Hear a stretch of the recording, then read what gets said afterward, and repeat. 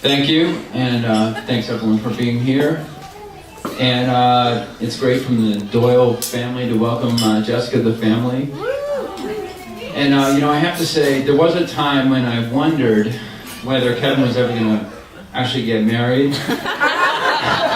I think I said to him maybe about 5 years ago, are you one of those guys that's kind of afraid of commitment? And if there's something wrong with the girl, you send her on her way. If there's nothing wrong, make something up, send her on her way. And I think it was right around the time when he met Jessica. And there was a couple of moments over the last couple of years when I realized that this time it was different. The first time was a few years ago. He came home for Christmas, and I think it was either my aunt or one of my cousins said, "So, who's this girl you're dating?" I don't think we'd even met Jessica at that point. And he said, they said, "How are things going?" And he said, "Oh, things are going well." Well, that was pretty much a shock right there. and then he followed that up with, "And I think I love her." See, now that was one of those moments like in the movies where the record player skips, the whole room goes silent, and you say, "Did he just say what I think he just said?" The second moment was, on paper this may not sound like a Hallmark moment. They're going to hate me for sharing this story, but this is the most awesome story I ever heard in my life. A couple of years ago, one day, apparently, for those of you who know Kevin well, this won't be a shock.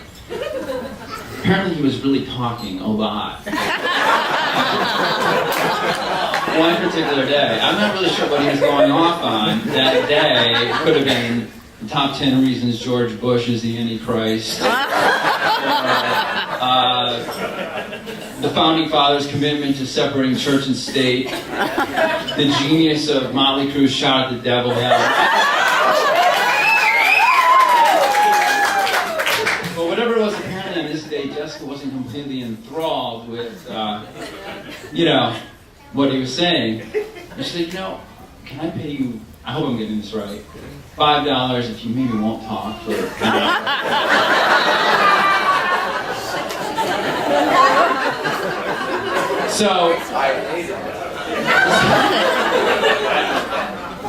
So Kevin took her up on the offer. It wasn't.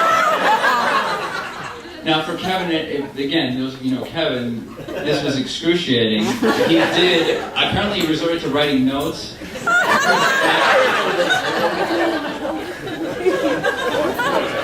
You guys should never have told me this story. And I think Jessica said something like, "Are you mad?" And Kevin wrote a note and said, "Disappointed mostly."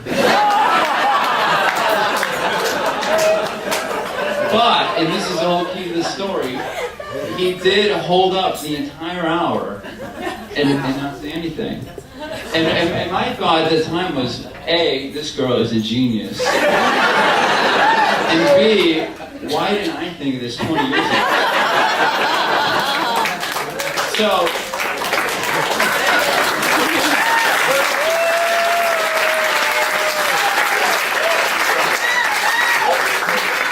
So again, to me, that is, for Kevin, not talking for an hour is the equivalent of walking on burning coals. And it proves that chivalry is not dead. And at that point, I realized, wow, this day is obviously inevitable. So, in honor of Kevin and Jessica, cheers. I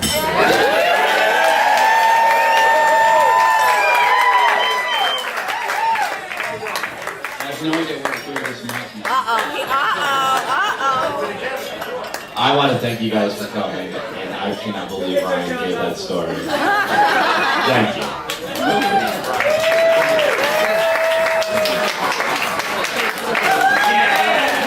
Fantastic.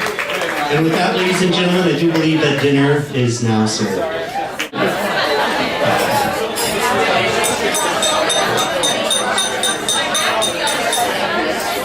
I forgot a line. My hand has been tied. I was forced to say this. Also, I just want to finally add, Jessica is the best thing that's ever happened to Kevin. Think of the Fish reunion tour, multiply it by 50, and then he's got Jessica.